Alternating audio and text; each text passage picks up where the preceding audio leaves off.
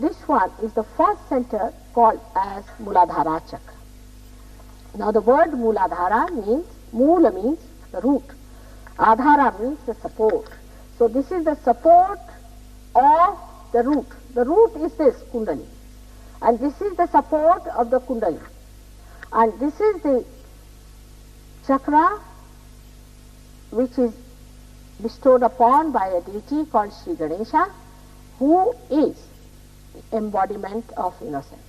It is the same deity born at this time as Christ. Now one should know that this chakra in the gross controls the pelvic plexus. I don't know how many of you are doctors here, but pelvic plexus also had sub-plexuses which are 4 in number, and they control all our excretory functions, including sex. Now if you see it clearly, it is placed below the Kundalini because it is innocent. In the mud of excretion is put the innocence because he is innocent. A child doesn't understand sex, does he? He is the eternal child. Ganesha is the eternal child. He doesn't develop ego or superego like human beings do. And that's why the head of the child is that of an elephant, because elephant is a very, very wise animal, and there is a story about it, but that I will tell you later on. To show that the person who is bestowing, or we can see the king who is enthroned here, is the one who is a child. His ego, superego do not meet. He does not have I-ness. This is what was the meaning of this. In this center he resides, but that shows one thing very clearly, that sex has nothing to do with your realization. Kundalini is about it. Only this center informs that somebody is there before you who is authorized to do the job, or who is there, who has got the authority which is emitting for that person, and that's how the Kundalini rises. Just like sprouting of the seed, just like sprouting of the seed.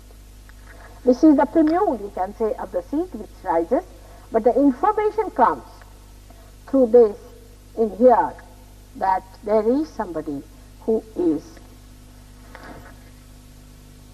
an authority, divine authority.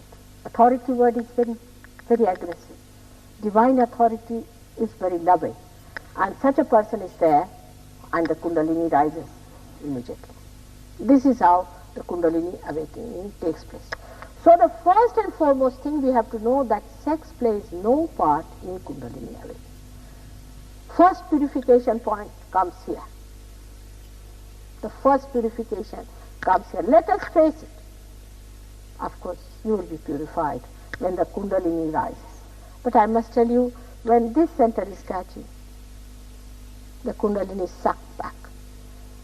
One has to raise it again and again and again and again and again and again to establish realization. Now, when we go to Kundalini, it has got 3.5 coils. Kundalini is placed there in 3.5 coil. 3.5 coil has a special meaning, and it is a mathematical calculation. 3.5 is a mathematical calculation, and if you happen to read one of my, I think in the Advent, I don't know if he's discussed it or not, but it's a mathematical calculation which has got 7, actually if you see that it makes 7 chakras if you push it 1, 2, 3, 4, 5, 6, 7, 8, if you draw a straight vertical line. And this is also principle is used in our automatic watches. The spring that we use is a spiral which has 3.5 coils. It's a mathematical coefficients that works out.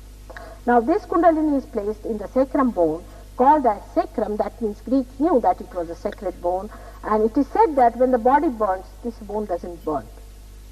It remains. Unless and until terrible acid and all these things fall on it, it does not burn. And it is a sacred bone. Now, then she tapes everything. and she has got all the information as to what you have done, where you have been. As soon as the Kundalini rises, you get the information on the fingers. The realized souls get the information on the fingers. She gives information. He's catching there, he's catching here, this is the problem, and this is to be corrected.